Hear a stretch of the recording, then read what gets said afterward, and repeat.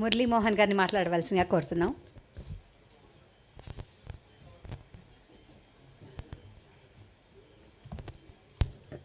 నా చిన్నప్పటి నుంచి కూడా నేను సినిమాలు చూస్తూ ఉండేవాడిని. అక్కినేని నాగేశ్వరరావు గారు, సావిత్రి గారు అంటే నాకు చాలా ప్రాణం, ఇష్టం. వారిద్దరూ కలిసి నటించిన సినిమా వచ్చిందంటే మొదటి రోజు మ్యాట్ని ఫస్ట్ షో వెళ్ళి చూడాల్సిందే. ఆ రోజులో సినిమా ఒకసారి చూడటానికే డబ్బులు ఇచ్చేవారు. సావిత్రి గారు, నాగేశ్వరరావు గారు నా సినిమాకి 2 సార్లు 3 సార్లు కూడా చూసిన సందర్భాలు అనేకం. అంత మంచి సావిత్రి గారిని జీవితంలో ఒక్కసారన్నా నేను కలుసుకోగలనా, ఒక్కసారన్నా ఆవిడతో ఫోటో దిగ్గలనా, ఒక్కసారన్నా ఆవిడకి షేక్ హ్యాండ్ ఇవ్వగలనా అని అనుకునేవాడిని. నా అదృష్టం బాగుండి నేను నటుడినయ్యి 7-8 సినిమాల్లో ఆవిడతో కలిసి నటించే అదృష్టం నాకు కలిగింది. అన్ని చిత్రాల్లో కూడా ఆవిడ నాకు తల్లిగా యాక్ట్ చేశారు. ఎప్పుడు కూడా ఆవిడని నేను అమ్మానే పిలిచాను తప్ప సావిత్రి గారు అని ఎప్పుడు ఏ రోజున పిలవలా. అలాగే ఆవిడ కూడా నన్ను అబ్బాయిని పిలిచేదే తప్ప ప్రేమతో మురళీమోహన్ అని కూడా ఎప్పుడు పిలిచేది కాదు. అంత ఆత్మీయంగా ఉండేవాడు. చాలా చాలా ఆవిడ ఎంత గొప్ప నటి అనేది వాళ్ళు గొప్పగా చెప్పక్కర్లేదు. ఇక ఆవిడ తర్వాత అలాంటి నటీమణి రాలేదు అన్న కూడా అది అతిశయోక్తి కాదు. ముఖ్యంగా మాయాబజార్ ఇక్కడ ఉన్న వాళ్ళందరూ మనందరం చూసే ఉంటాం. పెద్ద హిట్ అయింది. ఆ సినిమా రిలీజ్ అయిన తర్వాత ఈ సినిమాలో హీరో ఎవరు అని ఒక చర్చ జరిగిందట. అక్కినేని నాగేశ్వరరావు గారు అన్నారంట, హీరో అంటే హీరో హీరోయిన్లు కలిపి డ్యూయెట్లో ఉన్నది ఎవరైతే వాళ్ళే హీరో, ఈ సినిమాలో నేనే హీరో అన్నారంట ఆయన. ఎన్టీ రామారావు గారు వచ్చి నేను కృష్ణుడు వేషం వేసా, కథ అంతా నడిపించేది నేనే హీరో అన్నారంట.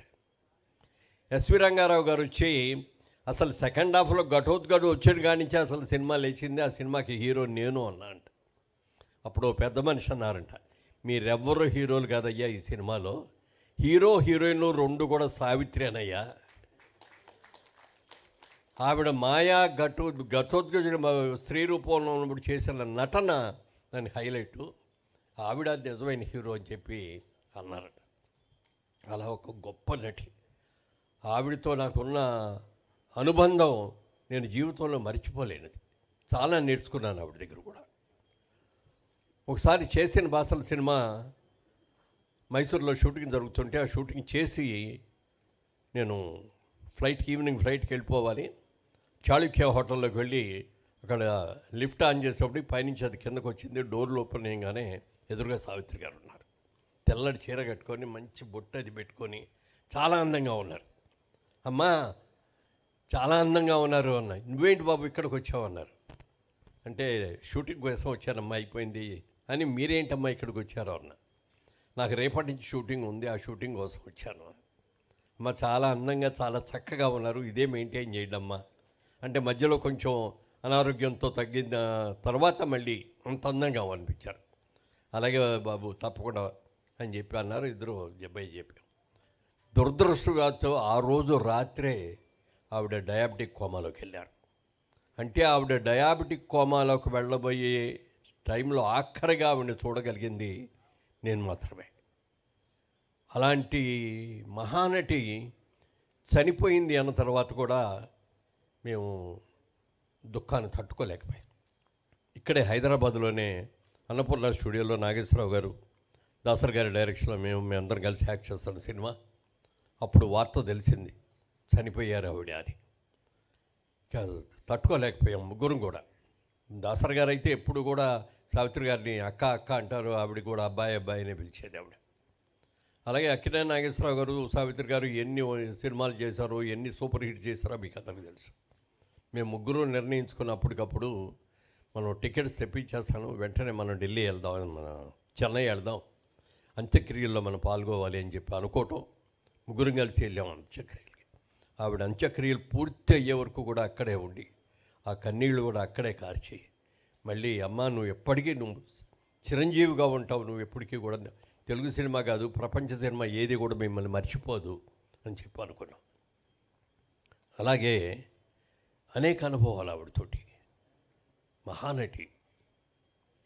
ఇవాళకి కూడా ఆవిడ చనిపోయిన తర్వాత కూడా మహానటి సినిమా వచ్చి కూడా ఆ సినిమా ఎంత సూపర్ డూపర్ హిట్ అయిందో మనందరికీ తెలుసు.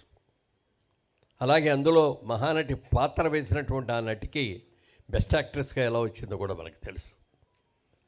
అంత గొప్ప మహానటి వాళ్ళ ముఖ్యంగా ఈ స్టేజ్ మీద ఒకరోజు సంజయ్ కిషోర్ నా దగ్గరకు వచ్చి సంజయ్ ఏంటి సంజయ్ కిషోర్ ఒకరోజు నా దగ్గరకు వచ్చి బుక్ ఒకటి రాసేవండి సావిత్రి గారి మీద, దానికి ముందు మాట రాయాలండి అన్నాడు. అని ఈ కాపీ ఇచ్చారని తీసుకొచ్చి ఇవ్వగానే చూసి ఇక అసలు లోపల ఏముంది అని చూడలే, అసలు ఆ బొమ్మ ఇంకా చూస్తున్నా ఎంత లైవ్లీగా ఉందయ్యా, ఒక్కసారి నాకు ఒక్క ఫోటో దివే, ఇట్లా గుండెలకి హత్తుకొని ఉంటాను నేను ఇట్లా అని అలా ఫోటో తీయించుకున్నా. ఇవాళ ఇంత అద్భుతమైన బుక్ని తయారు చేసిన సంజయ్ కిషోర్ని మనస్ఫూర్తిగా అభినందిస్తున్నా. ఎందుకంటే సావిత్రి గారి గురించి ఎవరు బుక్ వేయాలన్నా కూడా ఇంత గొప్ప బుక్ ఎవరు వేయలేరు. ఆయన దగ్గర దాదాపుగా 1,00,000 ఫోటోలు ఉన్నాయంట, సావిత్రి గారి ఫోటోలు. బహుశా వచ్చి విజయచాముండేశ్వరి గారి దగ్గర కూడా అన్ని ఉండవు. అంత ఇదిగా చేసి సావిత్రి క్లాసిక్స్ అని దీనికి పేరు పెట్టి ఇందులో ఆవిడ నటించిన ముఖ్యమైన చిత్రాలన్నింటినీ కూడా రాసి వాటి గురించి ఈ బుక్ తయారు చేశారు. అంత బుక్, ఈ బుక్ ప్రింటింగ్లో సహకరించిన మా స్నేహితుడు కృష్ణయ్య గారిని కూడా మనస్ఫూర్తిగా అభినందిస్తా.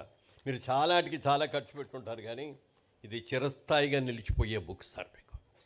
ఇవన్నీ ఒక ఎత్తు అయితే, ఈ బుక్ ఆవిష్కరణ కోసం మెగాస్టార్ చిరంజీవి గారు సతీ సమేతంగా వచ్చి, ఎందుకంటే ఎప్పుడో ఆవిడ వచ్చినా అక్కడే కూర్చుంటారు కానీ పైకి రారు, అసలు వచ్చేదే తక్కువ, వచ్చినా పైకి రారు. ఇవాళ సావిత్రి గారి కార్యక్రమం అనేటప్పటికి ఆవిడ కూడా ఎంతో ఉత్సాహం వచ్చి ఇంతసేపు అక్కడే కూర్చోవటం అదొక హైలైట్. అయితే ఇవాళ ప్రోగ్రాంలో హైలైట్ ఏమిటి అని చెప్తే, సురేఖ్ గారు విజయ చాముండేశ్వరి గారి ఇంటర్వ్యూ ఉంది చూశారు, అద్భుతం, సూపర్. ఇవాళ జరిగిన ఈ దీన్ని ప్రపంచంలో ఉన్న తెలుగు వాళ్ళందరూ కూడా ఇవాళ చూసి ఉంటారు ఇప్పటికే. ఒకవేళ చూడకపోయినా ఇది ఎంత వైరల్ అవుతుందో చెప్పడానికి వెళ్ళలేదు. వెరైటీ. చిరంజీవి గారు మాట్లాడారంటే పెద్ద గొప్ప కాదు, చాలాసార్లు మాట్లాడారు, ఎన్నో చూశారు ఆయన. కానీ సురేఖ్ గారు మాట్లాడారంటే గొప్ప. మరి వాళ్ళిద్దరూ స్నేహితులైనటువంటి మరి విజయ చాముండేశ్వరి గారు వారిద్దరూ కలిసి మాట్లాడటం, ఈ సందర్భంగా ఆవిడ ఎన్నో మాకెవరికి కూడా తెలియని విషయాలు ఎన్నో చెప్పింది, చిన్నప్పటి విషయాలు కూడా. చిరంజీవి గారు పక్కన ఉన్నారు, విజయశామండ్రిలో ఇది అంటే ఏమన్నారు ఇందాక, కొత్త కోణం, ఆవిళ్ళు కొత్త కోణం చూస్తాం అని చెప్పి ఎప్పుడు కూడా చాలా గంభీరంగా పెద్దగా నవ్వుతూనే మాట్లాడతారు, కానీ ఇంత చక్కగా ఇంత సరదాగా మాట్లాడటం ఇవాళే నేను చూడటం. అంత అద్భుతమైనది. ఈ మహానటి గారి కార్యక్రమంలో పాల్గొనే అదృష్టం నాకు కలగటం చాలా అదృష్టం. అలాగే సంజయ్ కిషోర్ నన్ను అడిగాడు ఈ బుక్ చూపించినప్పుడు, ఎలా ఉందండి అన్నాడు. చాలా బాగుందండి, ప్రతి తెలుగు ఇంట్లోనూ ఒక భారతము, ఒక రామాయణము, ఒక భగవద్గీత ఉంటాయి.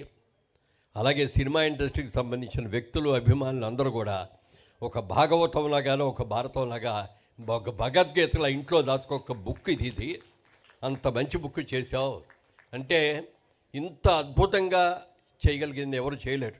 జర్నలిస్టులు చాలామంది చాలా బుక్స్ వేశారు, కానీ ముఖ్యంగా సావిత్రి గారి మీద ఆయన కూడా చాలా బుక్కులు వేసినా కూడా వాటి అన్నిటికంటే కూడా ఇది ఒక అద్భుతమైన బుక్గా వారిని నేను మనస్ఫూర్తిగా అభినందిస్తూ, ఈ కార్యక్రమంలో ఎక్కువ మాట్లాడకూడదు, మనందరికంటే చిరంజీవి గారు ఎక్కువ మాట్లాడితే మేము అందరూ సంతోషిస్తాం.